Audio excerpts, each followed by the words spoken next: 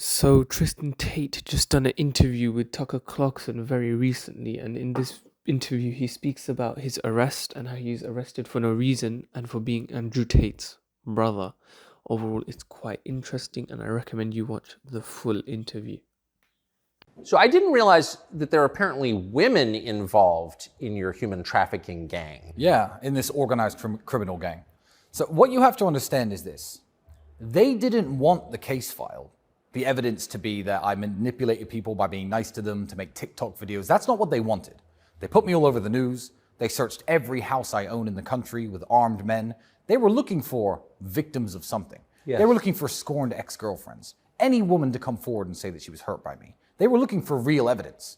The fact that the case file is so laughable now is just because real evidence doesn't exist. So when you have no real evidence, you go for junk evidence. You try to make your case on human trafficking based on, well, they were nice to these girls on TikTok, and these are girls who would say to me, hey, share my post on Instagram. I'll be like, yeah, no problem.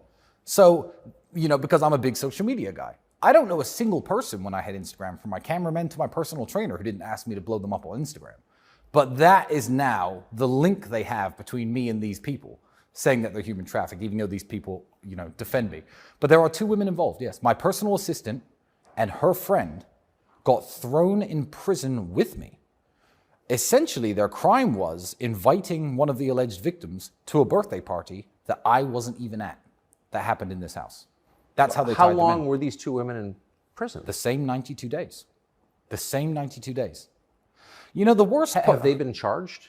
Yeah, along with us. They're part of the organized criminal gang, which is hilarious because Luana, one of the girls, has never, ever, in the whole 6 years I've known her, had a conversation with Andrew once. They don't know each other. Andrew didn't even know her name. And she's apparently a part of this organized criminal gang. The interesting part is, do you remember Christopher Hitchens when he was alive? I knew him well. Oh, well, I've never met the guy, but I read an article he did for Vanity Fair about 11 or 12 years ago, where he volunteered to be waterboarded to test the effectiveness of torture on foreign prisoners. And the conclusion he came to was, in the article, and I remembered it vividly when I was in jail, if you don't have the answer to their questions and you are being tortured, you can psychologically break. You have to be torturing people who do know the answers. Otherwise, this is an ineffective mode of operating. And essentially, the way I look at the way these two women were treated was they were locked in prison because they know us. They're an attack vector on us. One is my personal assistant, so she knows everything I do. She does airport pickups, pays my electricity bills. And every week or so, they had the keys of freedom dangled in front of them. Are you ready to tell us about the Tate's criminal activities now? And they said no, and they stayed in prison. The next week, you ready to tell us about the criminal activities that the Tate brothers did? And the problem is, they can't have told the police about criminal activities that I take part in, because those criminal activities don't exist. So I see it as a method of psychological torture. I'm not mad I was sent to jail.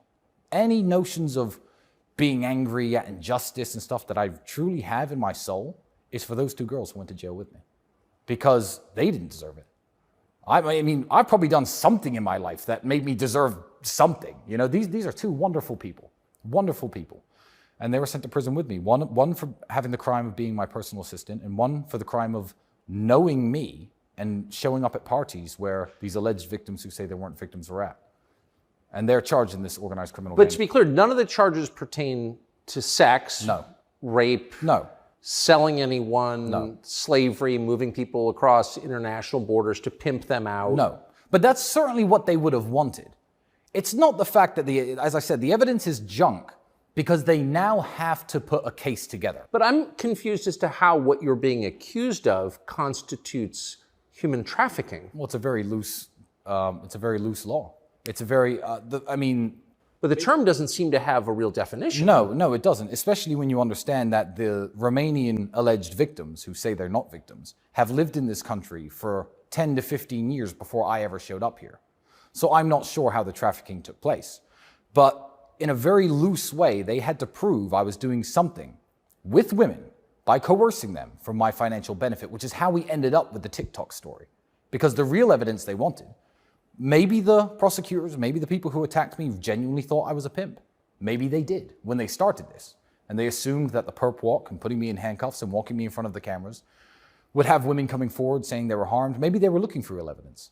I don't believe if they knew that they were going to end up with this TikTok story, they would have initiated this attack in the first place. I really don't think. Why do you think they did? What do you think this is actually about? I think this is about Andrew. I think this is about Andrew, and the way to attack somebody is through his loved ones. I'm not going to say that, Andrew got me put in jail. But what a way to get to Andrew than to throw his little brother in jail and say he's part of your gang, he's a human trafficker too. Because I don't even have any allegations of misogyny against me. I've never made a YouTube video and joked about men being better drivers. I've never done any of these things. But I had to go to jail along with him. So attacking me was a way of attacking him. And attacking my personal assistant and her friend, I think, was a way of hoping you were going to turn these women into prosecution witnesses, essentially, to lie and say that we did crimes. It's about Andrew and his message. That's all it's about. And it's the gender role stuff, you think? The gender role stuff, telling men to be men, it's just dangerous for what Andrew calls the matrix, or the deep state is trying to purport on men today. It's very interesting to think that the first man ever banned from discussion in UK public schools is Andrew Tate. Adolf Hitler, you were allowed to talk about him during World War II and after World War II. The leader of Argentina during the Falklands War, Osama bin Laden after 9/11. Terrorists, school shooters, the 7/7 bombers who attacked the subway in London. You were allowed to discuss all these people in school. The first man ever to be banned is a mixed race, a half-black kid from the projects who came up out of the projects and became a multimillionaire. Maybe they just want the working class to stay the working class. Maybe they don't want people like him opening his mouth. Maybe it's because he joked that men are better drivers than women, and he's a misogynist. I don't think it's the third option. I think it's either option one or option two. I think he's dangerous to what people want to purport on the society. And it's as simple as that. It's certainly not because I've human trafficked anyone. That's not why I was in jail. That can't be why I was in jail, because that has never happened. What was it like being in jail with your brother? Romanian jail is no picnic. But frankly, once they moved me into a room with Andrew, frankly, I quite enjoyed jail. I think that when I got out, I spoke to a girl I knew, and she goes, in 3 years, you'll laugh about this. And I'm like, no, you don't understand. I was laughing in jail, and I'm laughing right now. They might send me back for 5 years for TikTok theft. But TikTok theft, that's what I'm officially accused of. But frankly, I quite enjoyed it. I feel like me and my brother are very busy people. We live together. We've spent every waking hour together since we were born, essentially. But we have our own lives to live. I've got my daughter, I've got business to run, he's got business to run. We're both at our laptops a lot, we're on our phones a lot, we're on our devices a lot. I said to Andrew after the first month, I said, we may have had more meaningful conversations this month than we would have potentially had this year if we hadn't been sent to jail. So I feel like our relationship is stronger than before. And there's no universe where I can't make Andrew laugh. And you have all the time in the world to play your stupid jokes. So every time someone didn't want to smoke a cigarette, you insult him, you call him names, that's what guys do. Andrew would go out to visit the doctor or the lawyer, etc. I don't know if he's going to be back in 10 minutes or in an hour. And I'd open a pack of cigarettes and stand by the door like this. So the first thing he does when he opens the door is me forcing him to smoke a cigarette. I had all the time in the world to play jokes on him. So I still don't see it as such a negative thing. And people will call me crazy. But it was me and my brother drinking coffee, smoking cigarettes, talking. We have an innumerable amount of stories and experiences and ideas, and he knows things I don't. I know things he doesn't. I'm a Christian, he's a Muslim. We have ideas that conflict, and we debate because we're smart. And I really think it brought us closer together. What was it like to be off your phone for 9 months or 90 days? 92 days. It was, you get used to it very quickly, but you have nothing to do with your hands. That's the problem. My cigarette's gone out. That's why I started smoking. But everything became entertainment. I don't like junk food. I don't like sugar. Andrew would get a chocolate bar from somewhere. You want half? Yeah, fine. Because that was fun. New sensations became entertainment. We had a bottle of mouthwash. We didn't use it every time. Every 4 days, I'd use some mouthwash. It would kind of make me smile because it would remind me of life outside of prison. So in this world of constant bombardment and constant stimulation, you find an appreciation for the things in life that you overlooked before. A handshake, a hug, a joke. And I appreciated those things much more now that I've come out of jail than I ever did before. What an interesting take on it. Did you meet anyone interesting in there? Interesting. Define interesting. I met people, to be fair to the Romanian justice system, it works the way it does because Romania hasn't got much money. If you arrest some guy because you suspect he's been breaking into cars, for example, and you can't hold him without evidence and you let him go, you'll never find him again. He'll go back to his village and you'll never see the guy again. So there was one kid who was in jail for looking in car windows, essentially. We're going to investigate this guy month after month after month. Couldn't afford lawyers, was just sitting around in jail. So people had very interesting stories. I met heroin dealers, real human traffickers. I mean, like actual human traffickers. I'd go to court and the policeman who would escort me would say, "Oh, they definitely got to let you out." And I say, "Why?"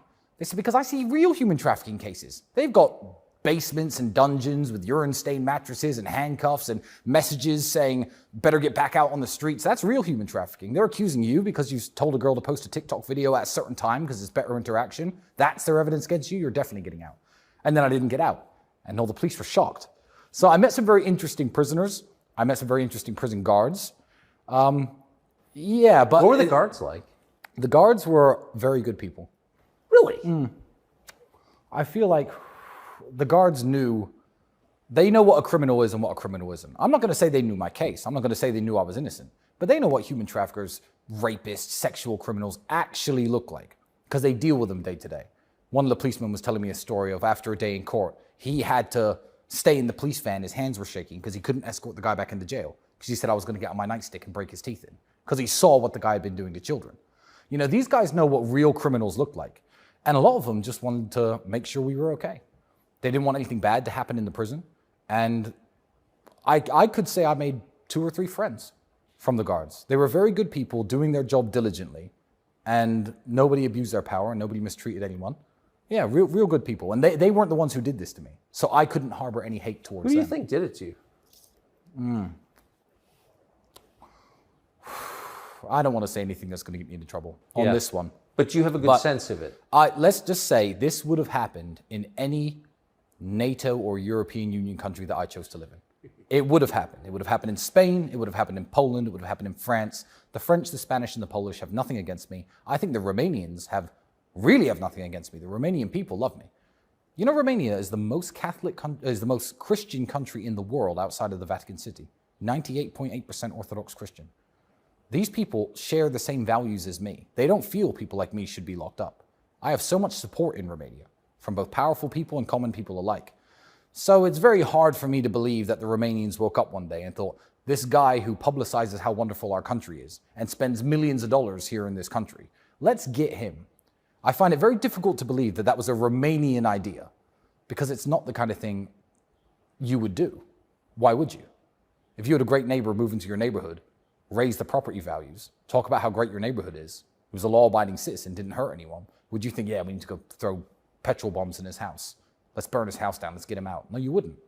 So I believe this would have happened anywhere. So I won't say who did it, but I don't hold Romania responsible at all, and I never will.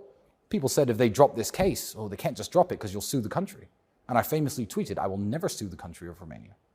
Romania has struggling hospitals, struggling orphanages, infrastructure issues, the pensions are a mess, the teachers need pay rises.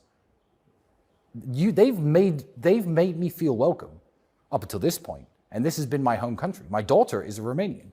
I'm not going to steal $200 million from the government and do what with it? I don't need the money. I don't want this to reflect negatively on this country in any way, but it has. Who with money and power and influence wants to come here now? It's made people nervous, and that hurts me. As I said, my daughter is a Romanian citizen. This is her country. So it's my country too, isn't it? So I don't like the reputational damage this country has faced.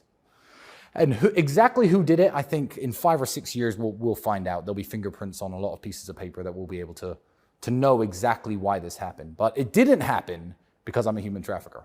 Do you feel human trafficked? Do you feel kidnapped, Tucker, here in my house?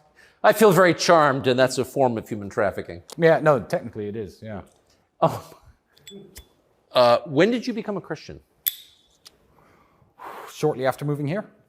Really? I was disenfranchised with Christianity. I just mentioned Christopher Hitchens. I read a few books that he wrote when I was younger. And I thought, you know what? I looked around England and the way society was collapsing and the way Christians behaved. I mean, this pride flags in churches, this is a relatively new phenomenon, but let's just say it started with versions of reality I saw like that. And I thought, Christians don't really stand for anything anymore. I challenge any atheist to walk around Romania and just insult Jesus Christ to the normal Romanian man. People say, oh, well, if you insult the Prophet Muhammad, peace be upon him, the Muslims will punch you in the face. Go and do that in Romania and insult Jesus. The Romanians stand for something. And I saw how Christianity holds this country together. You couldn't wear that watch in London. Walking around London with that watch and no bodyguards could be a death sentence. You could get as drunk as you like by yourself in any bar in Bucharest with that watch on and no one's going to steal it from you. The Romanian people are good people, and Christianity is what helps hold the society together. Also, the maternal grandfather of my daughter is an Orthodox Christian priest. So even when I was dating his daughter, he was insisting that the grandkids have to be baptized, etc. And I fell back into Christianity by reading the Bible cover to cover 6 years ago. And it opened my eyes to what I was standing against as an atheist. And I thought, why would I stand against this? And then look at atheists. Go to these men standing naked with their dicks out in front of kids, you know. These people aren't Christians. Look at how the atheists behave, how they fetishize serious issues like abortion. Haha, I had 30 abortions, this is funny. No, it's not funny. I'm not even saying it should be illegal, but that's not funny. These are all atheists. These are the godless people. That's my team? I looked around and thought, these people don't represent me. Why am I saying I'm an atheist? Let me at least investigate what I'm missing out on. And that's what converted me. What was your childhood like? You know, I don't want to say difficult. I don't want to say difficult because me and my brother were always a team and we always lifted each other up in difficult situations. And now that I look back on things, when we first moved to England, we lived in a homeless shelter for 3 years with a bunch of other families. We had one single room, my mother, my sister, my brother, and me. And when I was a kid, like you'd go to your friend's house at school and then he'd be like, I'll come to your house next weekend. And my mother would have to explain to his mother, look, he can't come here. We live in a homeless shelter.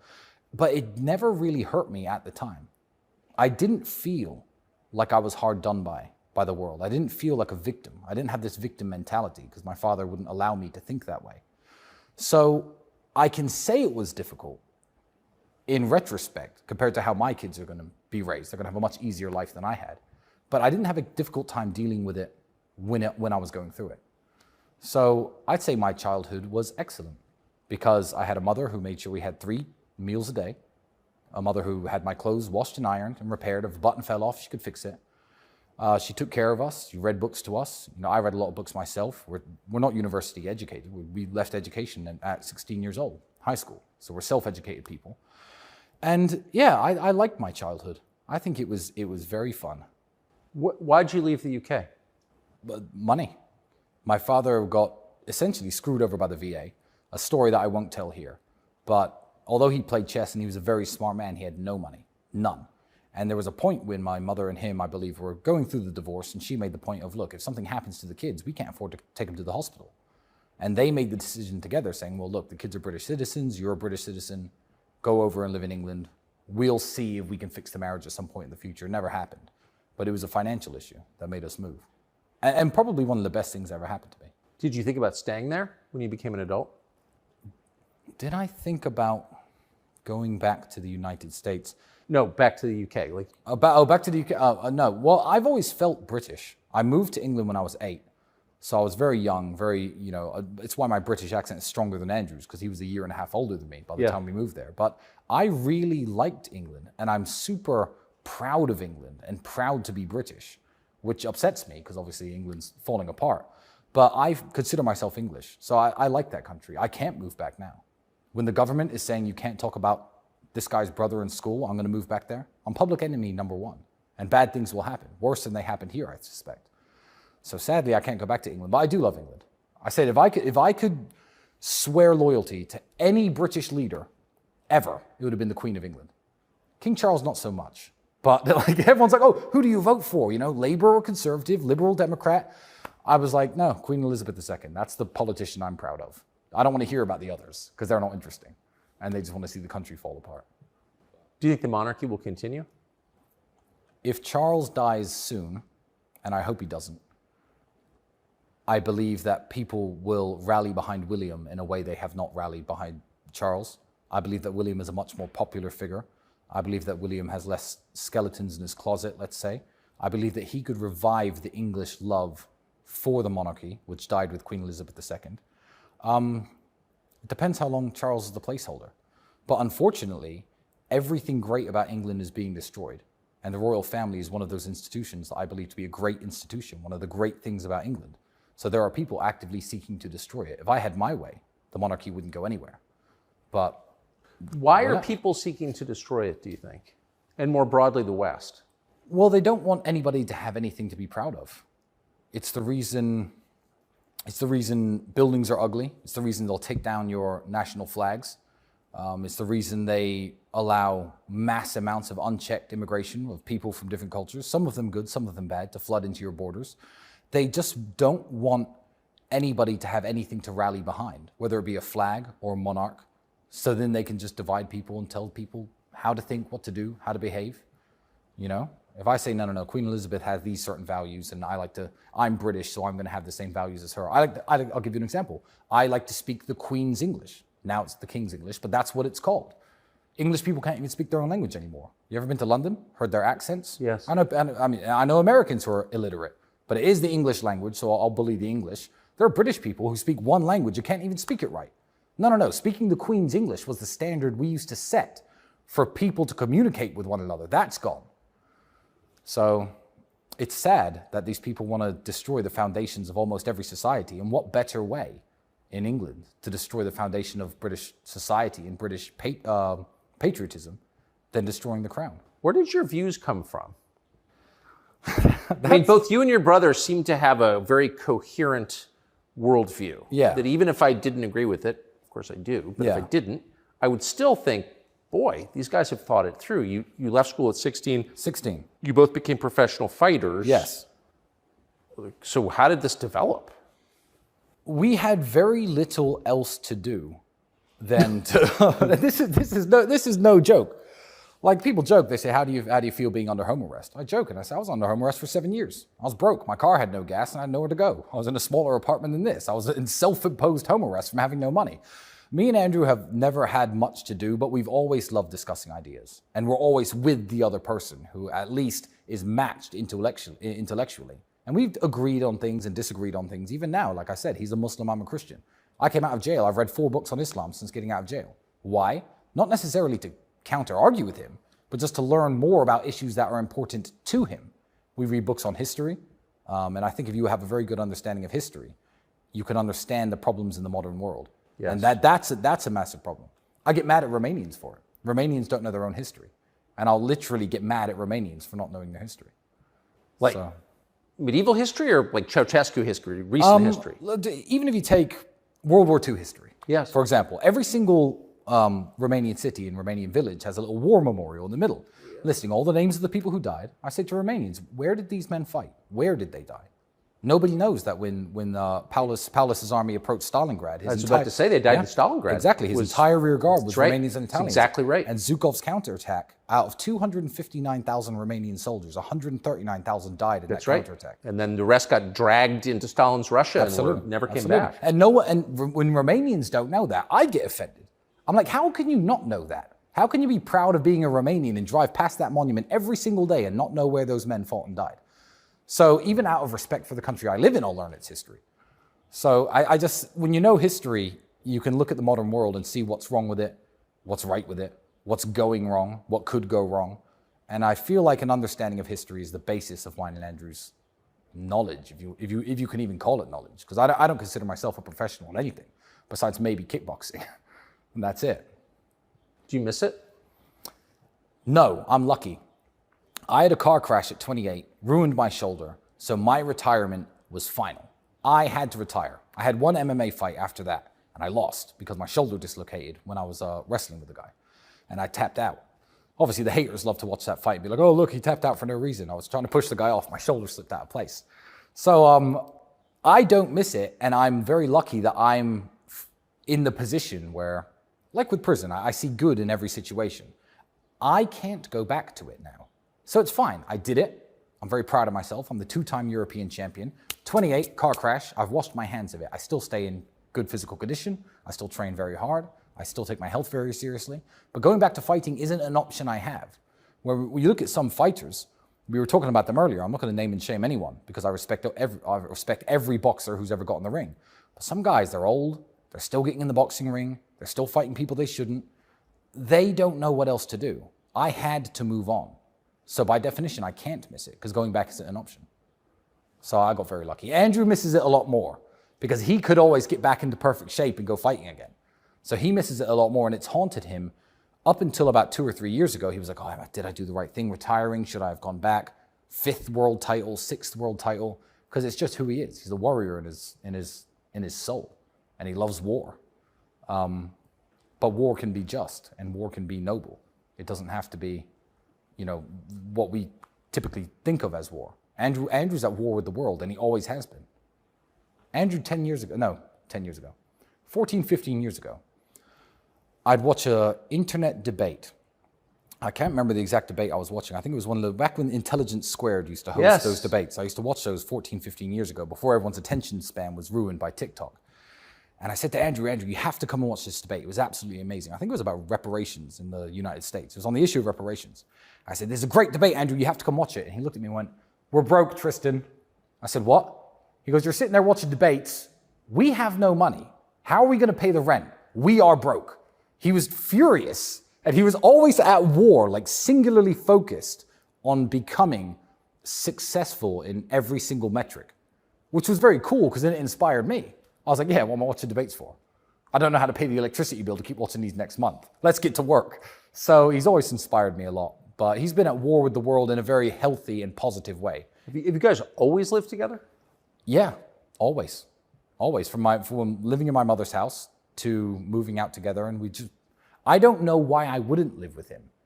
And people say like, oh, it's weird you share a house. I've got 9 bedrooms. You've seen this place. If I want private space, if I want to sit by myself or with my girlfriend or, I've got plenty of room to be alone, but he's always... Why do people say it's weird to live with your brother? I have no idea. I feel like Western society, the ideas that are purported to young men to divide, if you have 3 or 4 brothers in a family, go to different universities, study different things, pay a bunch of different rents to a bunch of different people. The idea, which is more Middle Eastern, of pooling your resources and keeping the family together is not something the West pushes anymore. I've heard have you ever heard the expression, never mix family with business? Oh, of course. Why? Every penny that me and Andrew make goes into joint bank accounts.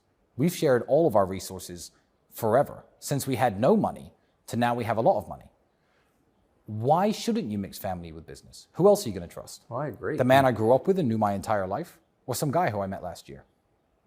Why do they say that? For the same reasons they do everything. That destroys the nuclear family, the modern society, the idea of men being close friends and being, respectful to one another and working together as a team. They want you all divided.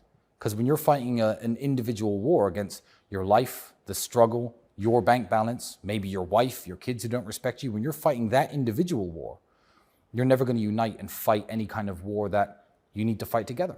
Even in Romania, look, 1989, there was a massive revolution here. Yeah. Say what you want about communism and Ceausescu, and I hate communism, and I don't want communism to come anywhere, neither do the Romanians. But Romania is a traditional society, a Christian society. Nuclear family is very, very important to them. Family values are very important to them. How many drug addicts have you seen on the streets? None. Zero. Why? Because if a Romanian becomes a drug addict, his parents, his grandparents, someone will take him in, get him off the drugs. That's the backbone of society. We have zero funding here. That's why I'd never sue this country. Zero for anti-drug programs, mental health programs. How many crazy people are harassing you when you walk around? None. There we go. The family is very, very important. And I love Romania. So yeah, and they throw revolutions when they don't like something. They overthrew the president 6 years ago.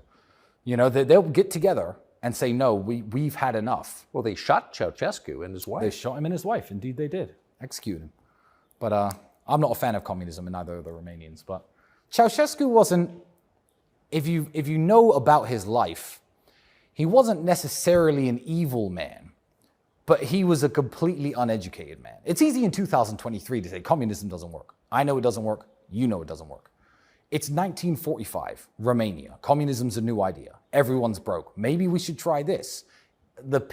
Some of the people who got into it and bought into it didn't necessarily do it with the worst of intentions. Right. Anyone pushing communism today is either thinks they're working under good intentions because they don't understand history at all. Like I said, lack of understanding of history. Or they're evil. They're truly evil because we know it doesn't work and we know how it ends up. Why do you think, I mean, and it seems to target the family first. I mean, the separation of the nuclear family gives the state the ability to raise your kids. And my brother's probably touched on this. The moment there's no father at home, the moment the mother's busy working, not at home cooking meals and raising the kids and reading books to them like my mother was, then who's raising your kids? The school, the internet, the television, whatever ideas we put on those are the ideas the kids are going to grow up with.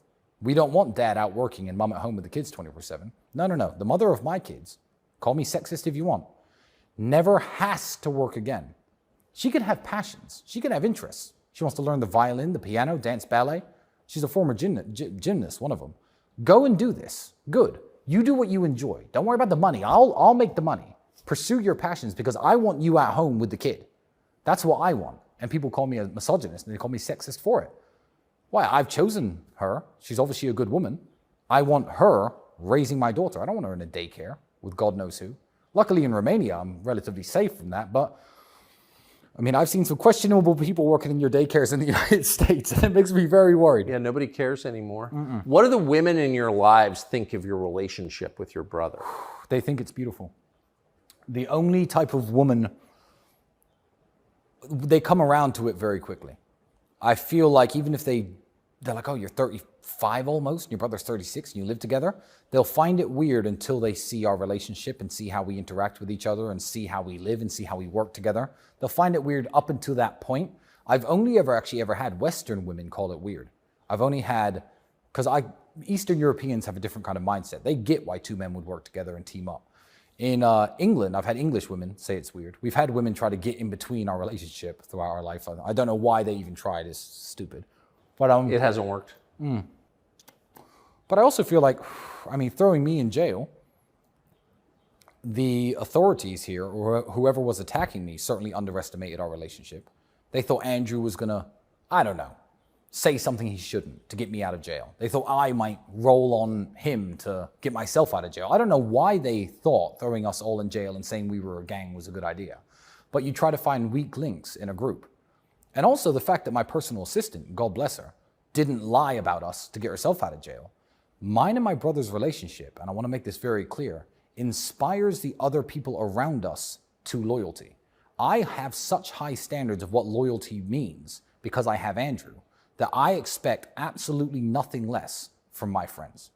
I mean, you've seen this house. There are men sitting around this house. They've flown across the world, 24 hours, some of them, to come sit on house arrest with me, as opposed to enjoying their lives and running their businesses or seeing their kids. They're here with me. The loyalty we have for each other translates into every other aspect of our lives. I feel like we get more loyalty from women. We get more loyalty from friends. We have a standard to measure loyalty against, and it's a standard that's 100%. So that's a beautiful thing about our lives as well. So that it works. It helps everything. How much of the media coverage of yourself and your brother do you read? Quite a lot. But I know what the articles are going to say based on who says them. You know, and I've heard fans of mine raise some quite legitimate questions about the webcam studio I used to own. Was that human trafficking? We can cover this in a minute. But I tried to read as much of it as I can, especially when I got out of jail, because I wanted to see where the land lays. But it's the comment section that overwhelmingly tell me the consensus of people. The most violent hit pieces can be made against me. The worst interviews, trashing my name, saying I'm a danger to society. I shouldn't be around anyone. I should be locked up forever. It's the comment section on those that tells me the true measure of who supports me and who doesn't. Because the people who hate me are just loud. They're very loud, but I don't think they're very big in number. Because the comment section trashes them, even on their own matrix media, mainstream media articles. The BBC will post an article. BBC people who subscribe to that page and like the BBC watch that video. The comment section trash them. So that's what makes me happy. It's the comment section. So keep up the comments, guys. Why is BBC so single-minded in its attacks on you? Well, don't look at people. I mean, you know this. You can't look at BBC as a media organization. What funds the BBC? The TV licensing fee, the UK taxpayer. It is the government's propaganda branch. When there are big riots in London, the BBC doesn't cover them until 3 days later. they don't want to inspire people to go down to London and protest. It's not a news organization any more than it is a government-funded agency for telling the British people what to believe and what to think. So the fact that the British politicians don't like Andrew means the BBC, by nature, by instruction, have to hate him.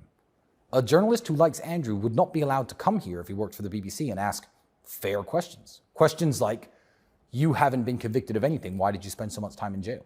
That would be a very normal question to ask him. They're not allowed to. They are the government's propaganda arm in the way that the North Korean television station is the arm of the North Korean propaganda arm. It's funded by the government, it's run by the government, it purports the government's ideas, no matter what they are, and Andrew Tate is a danger to society for some reason. So that's why the BBC hates him, because the government hates him. What else is the BBC? Do independent journalists hate Andrew? No, almost none that I've met. So, when you say that even some of your supporters have questions about your webcam business, what is that? What does that mean? So I'm glad you asked that, because I'd actually like to clear this up. Andrew is a Muslim and I'm a Christian. In a previous life, me and my brother used to run a streaming company, essentially, where pretty girls would stream online and talk to dudes online. You know, there was some nudity involved. And it was a studio, essentially. The girls worked for my company. They had contracts to work for my company. They got paid very, very well. And people were like, they were involved in that business where they recruited women. Is that what they're investigating for the human trafficking allegations? No. No. The human trafficking charges filed against me, because they called the women who used to work for me. Yeah, great boss, I made some money, my life has moved on, and they hung up the phone on the police. The charges are that in 2021, I recruited friends of mine by brainwashing them to steal their TikTok money. If the police could have found a link between anything illegal and any business I've run, from my webcam studio to any company I've ever run, they would have put it in the case file. It simply does not exist. So that's not connected at all to the charges? Not at all. The webcam studio was shut 4.5, 5 years before I allegedly started this kidnapping gang.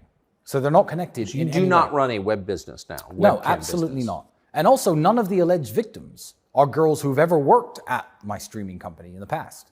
There's zero connection at all. But I get why well-intentioned fans of mine will be like, oh, well, he was talking about this business he used to run. Was he trafficking those people? That's a very fair question. It's a very fair question. But there is no connection at all. And the case file will eventually come out. The charges and what I'm accused of will come out. Is there any money that's been made in the case file? $1 from illicit activities, even from TikTok that reached my bank account. Is that in the case file? No. So you guys don't make money from TikTok, even though? No, I mean, we have people who put ourselves on TikTok to kind of spread our own message. Do we directly or indirectly make money from promoting ourselves on TikTok? Maybe. That's not human trafficking. Did I traffic myself? Is Andrew trafficking himself? No, but we make no money from TikTok, and we make no money from anyone streaming on TikTok. And I certainly wouldn't need, I don't know how much TikTok influencers make, but I certainly wouldn't need to brainwash people to steal amounts of money like that. You know, do they make $100 million? All right, let's get into the brainwashing business, me and you. Let's go. There's money to be made. But that's simply not the case, is it? So to believe that these charges are true, you have to understand that I'm already a father. I'm already a retired sportsman. I'm already a public figure. I'm very well known. 1 million plus followers on Instagram. The whole world knows who I am. Now's the time to risk it all and start brainwashing and kidnapping people for money from TikTok. That's what you have to believe my thought process was. And I may seem unorthodox or unconventional to people who may speak to me, but I don't think I come across as insane. And you'd have to be insane to do that. It doesn't even make any sense. You're accused of kidnapping as well? Well, when they first put me in jail, the word kidnapping was used on the news all the time. Yeah. The official charges now say coercion, so being nice to people. That's what's in the charges. I'm nice to people, and that's how I've kidnapped them, one way or another. But you're not accused, and I'm speaking specifically of the accusations, you're not accused of locking someone in your basement or physically holding someone captive. This house is allegedly the crime headquarters of my criminal organization. If this TV were on, if you were to walk into this room and look at my TV, I have CCTV cameras all over the house. That was the first thing the police took. And when they took it, I said, thank God, guys, watch this and let me go. It's done. You have a year of footage, every angle of my house besides the bedrooms, the entrances, the exits, the gates in and out, everything that happens by the pool, in this living room. You find any illegal activity there, good, yeah, lock me up. But the fact that nothing that they could put in the case file contains 0 of my CCTV images. 0, not one. So they took that, watched the whole year of my life and said, this isn't relevant, and threw it out. But the fact that that's absent of any crime, if I had a friend who sniffed cocaine on this table, that would be in the case file. If a girl tried to leave once during a heated argument and I'd closed the door and done this on camera, that would be in the case file. And you're sure there's no footage from within inside your house? The police have it all. I have it all backed up. I might just release it to the whole world, but then people will know too much of my business. But I could release the footage. It'll be the world's most boring TV show. It's people sitting around here, talking, smoking cigars, having fun, watching TV, watching movies. They saw all of this. That CCTV evidence, whether they send me to jail or not, exonerates me. Imagine you're a criminal running a drug smuggling ring, for example. The last thing you do, one, is put cameras that record every move you make everywhere to record your criminal activity. But two, if you were guilty of drug smuggling, or whatever they accuse you of, or innocent of drug smuggling, that camera footage would either condemn you or exonerate you. And that's not included in my case file. A whole year of CCTV from every single angle. I'll show you the cameras afterwards. Amazing. You'll laugh. You'll laugh. It's funny. So you said you would never sue the government of Romania. Never, ever. But they need the money more than me. But it's news organizations that have called you a human trafficker, implied that you're a pimp or a white slaver or whatever. You know, you had sold human beings. Yeah, there are a lot of people who have to be dealt with in a legal way. I don't want anyone to misinterpret that as a threat. But essentially the answer is this. I was asked by a friend, do you think you'll get justice? And I said, what, you think if they drop this now and just say you're free to go, that's justice? After what my family have suffered, after my daughter suffered, after me being locked up in a prison, after me being deprived liberty in my house, the damage it's done to my business, my international reputation, my mother, these 2 women. You think if they drop it now, that's justice? No. God is the ultimate arbiter of justice, and he will make sure that I do get justice, and I will have justice. But this case file disappearing is just the beginning. How is that just? 1.5 years I've been labeled a human trafficker. They've been calling me a human trafficker for 1.5 years. When you have a daughter who's 2.5 and she's banging on the door, screaming to go outside and play with the other kids, but you know you can't let her go outside because if she does, the other kids take their parents in. The other parents take their kids in. She has no friends. I bought her a dog. She's crying her eyes out. She used to be able to play with the kids in the neighborhood. Now she can't. What about her? Is it justice to drop this file now? No, people will have to pay. Legally. Don't cut this up and say I'm making threats to anyone. People will have to pay. And they will have to suffer the consequences of the legal system. And I also believe that you can't do such an evil thing to people without suffering some type of retribution from the Almighty. So good luck to them. And I hope they can sleep at night because I wouldn't be able to. So Elon Musk, Mark Zuckerberg, some talk that they may square off in the ring, a ring you're familiar with. Yeah. Will it happen? If it does, who wins? Here's what would happen. Here's what could happen. Elon would have to take his foot off the gas pedal when it comes to work. I know he's a workaholic. He's insane, truly inspiring, that man. And I don't think he does anything by halves. If he tried to run all his various companies, do an hour or 2 of training a day, didn't take it seriously, Zuckerberg has a head start in terms of technical skill. Elon is bigger, he's stronger, he's physically more imposing. If he took 6 months to train 5 hours a day, Elon beats Zuckerberg. Is that what it takes? That's what it would take for a man with no combat experience to get to a level to beat Zuckerberg, yeah. Zuckerberg's been doing jiu-jitsu now for a couple of years, I think. But 5 hours a day for 6 months. That's what I would prescribe to guarantee his victory. And you have to understand, for me, Meta banned me. So I still had Instagram and Facebook until I was in jail. In jail without charges. My criminal record is completely clean. If anyone here has anything on their record, I'm cleaner than you.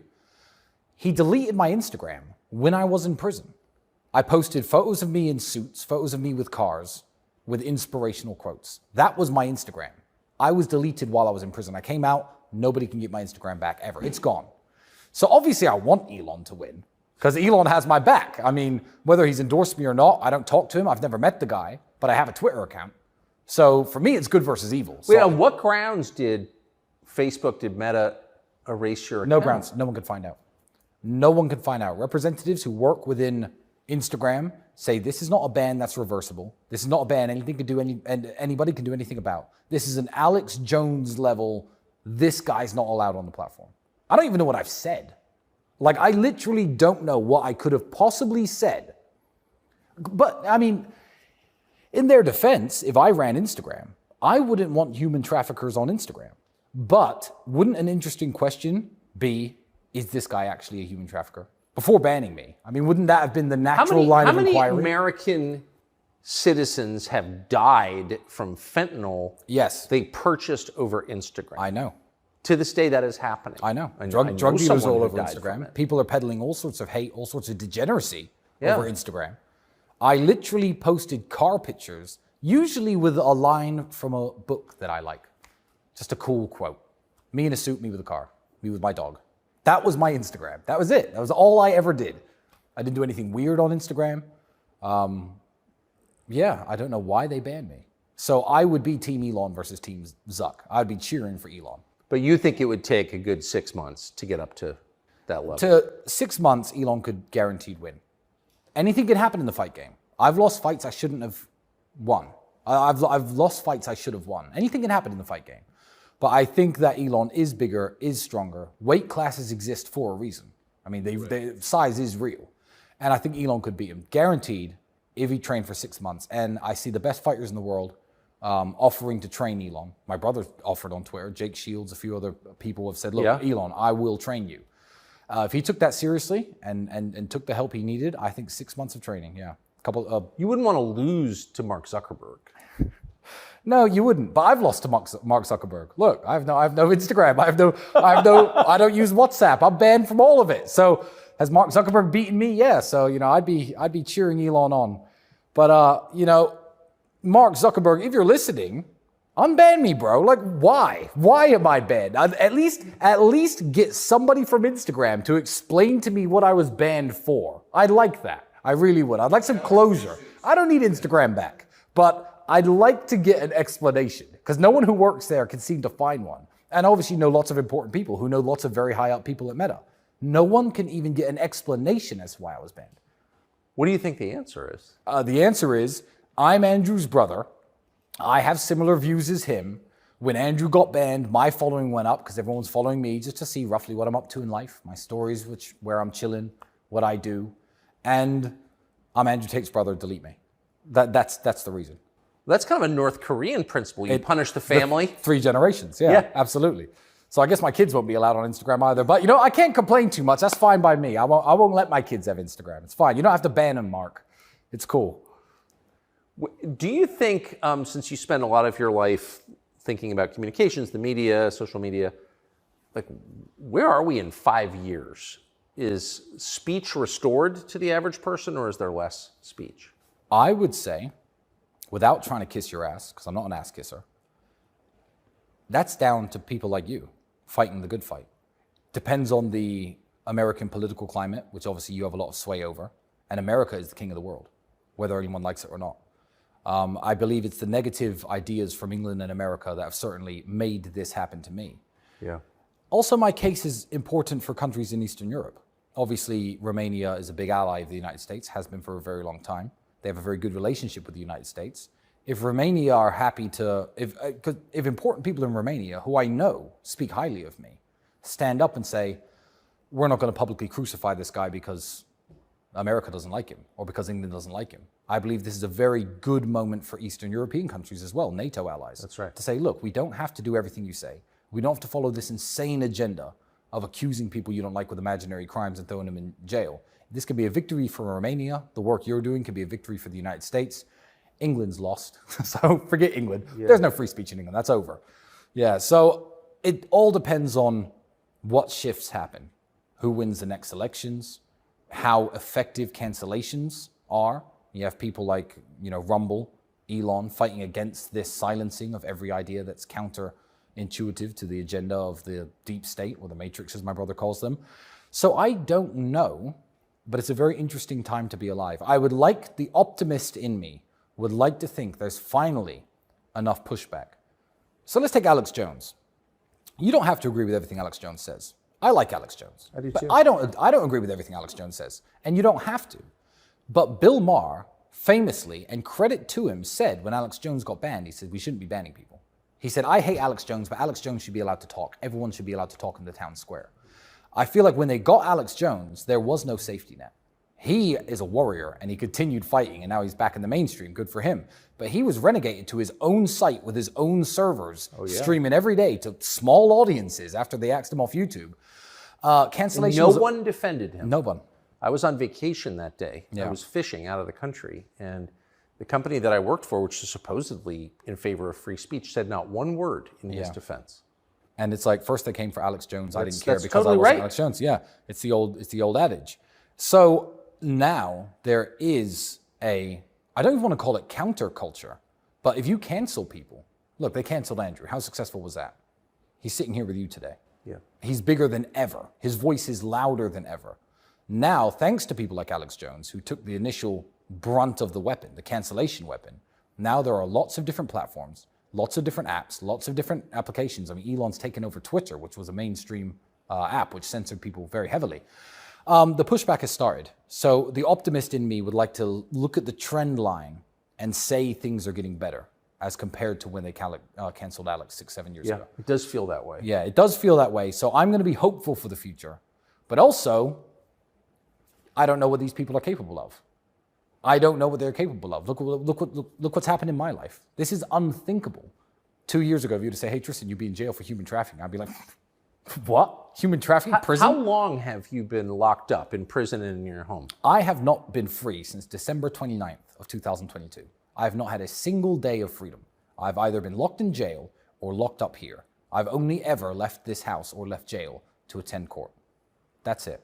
And that's a very long time. Think of everything you've done since just before New Year's. Think of all the places you've been, all the people you've spoken to. Since last year? Yeah. I've been locked in a jail cell with criminals or locked in my house. So when you finally do regain your freedom, Yeah. what are you going to do? You know, I'm just going to continue to do what I was doing before. No, but what's the physical, like, if I said you can leave your house right now, where's the first place you'd go? You know, I think work comes first. I have documents and papers I need to sign in the Middle East for various reasons. I'm not going to broadcast them here because it's another avenue of attack. I have paperwork I need filling out. I just need to be able to live my life. I mean, for a man like me, and I've explained this in court to the Romanian judges, two of them which let me go, wonderful women. They let me out of prison. They put me on house arrest. I said, this isn't just some preventative detention measure because I'm not some drug dealer who's now not dealing drugs because I'm now in jail. I'm an international businessman. You want to know how much money I make and why? Let me come here tomorrow with paperwork and show you. I'll call my accountant. This is why I'm rich. There's no human trafficking. But when you take a man who is an international businessman, who has to travel, who has to meet people, who has to talk to earn his living, and you lock him in the way that I've been locked up, I don't even want to guess how much money this has lost me. I don't even want to get upwards of $50 million, for sure. Cost me and lost me. But I need to just get my life back in order and also enjoy it. I will appreciate things much more after being in jail. So I'm going to continue living the same life as before. Where would I go? I don't know. The Middle East? Maybe England. I need to visit my tailor. I've got a bunch of suits being made, but now I'm scared of England because I know England's my enemy. So what, am I going to go there and get arrested for, I don't know, hate speech? I don't know what they're going to arrest me for. But when people say, oh, they can't just arrest you and throw you in jail for no reason, yes, they can. And I know they can now. They'll just make up reasons and they'll get the BBC to talk about them. So you're a Christian, you're an American, you're a British passport holder Yes. also, but you spend a lot of time in the Middle East. It does seem like there's a movement, the center of gravity is moving toward the Gulf. Well, they understand on a base level the issues that truly affect society's downfall. Go and try and buy drugs in the Middle East. I dare you. I dare anybody. They know that when you let morality slip, society falls apart. I can drive my $5 million car around the Middle East with a $2 million watch on. And I can go to various cafes, bars, have a few drinks, leave the car there, walk home, leave the car unlocked. No one's stealing it. Because they deal with crime and immorality in a very serious way. So I think a lot of people... Because they're serious things. Absolutely, they are serious things. And a lot of people with money, where New York back in the 1970s, 1980s maybe was, and California, probably the best places in the world to live, quite literally. Now you've got a billionaire living in New York or a multimillionaire living in New York. He's older, he's retired, but what, he can't walk the streets at all? He has to stay in his apartment. He needs bodyguards to go to the store, the supermarket. He's like, you know, why not Dubai? What does Dubai have? What does New York have that Dubai doesn't? Dubai has everything. It's a wonderful place. The United Arab Emirates is a wonderful place. And Saudi Arabia has opened up recently. And give it 5, 6, 7 years, they've got the money. Saudi Arabia is going to have nice, clean, beautiful, pretty, safe cities that every millionaire or billionaire in the world can enjoy. And they can go there and enjoy the amenities and live their life without the threat of some psychopath on the subway trying to attack you. And then if you defend yourself, what happens to you? Maybe 20 years, we're about to find out. In 2 cases. It's sickening. So I think that and I'll give the credit to religion. I'll give the credit to the Islamic faith. They don't want that bullshit in their country. They don't want their kids being taught immorality in the schools. So if you want to have kids and you're a very busy man, maybe your wife's very busy too, and you want a comfortable environment where you know that your kids can go to school and learn things like math and history and geography. I know, crazy, right? Without drag queens reading stories to them, you can go to the Middle East and be assured of what's happening to your children, to your family, in your home, on your streets. I get the massive push. I get it. And there are different places in the world, like America was, hopefully will be again, but certainly was in the 70s and 80s, when people from even this country right here, which was a shithole back then, wanted to go to America, see the Statue of Liberty, come across on a boat, start a new life for themselves, live the American dream. I feel like the dream of the West is dying. And people are just like, well, where can I live the dream? What's the dream? Nice, happy life, beautiful wife, healthy kids, good health care, safe, schools are fine, mass crime doesn't exist, drug use isn't prevalent. It's crazy that that's now the dream, isn't it? Isn't it sad what's happened? And to use a very famous slogan, I really hope that somebody can make America great again. It's a very good slogan. But even I haven't liked the United States in a long time. I go to the United States, I feel unsafe. I feel unsafe walking around the streets. I see the pandemic of homelessness and drug use. And I'm like, how is this the capital of the free world? I look at the leadership. It just makes me sick on every level. So, the Middle East is the place to be for now. Maybe one day, in 20 years' time, America will be the place to be again. And as an American citizen, I'm hopeful for the United States. I am hopeful for it.